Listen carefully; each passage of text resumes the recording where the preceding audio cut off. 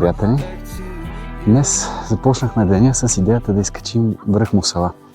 С доста ходене, умора, пот. Успяхме. Ей го е там. Това е върха.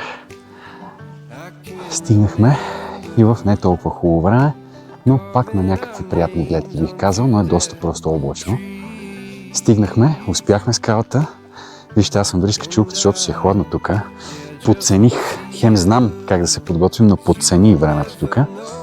Но нищо, това ще ми е за урок другия път. За първи път аз лично изкачих Мусала. Доста съм горд. Скачвал съм какви на други планини и места в България. Тук не бях най-високия на целия Балкански полуостров все пак.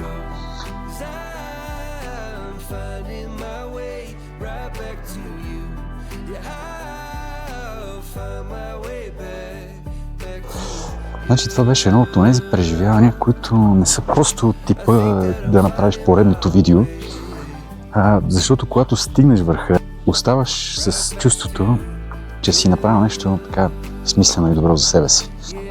И със сигурност няма да е последната планина, която ще ви покажа.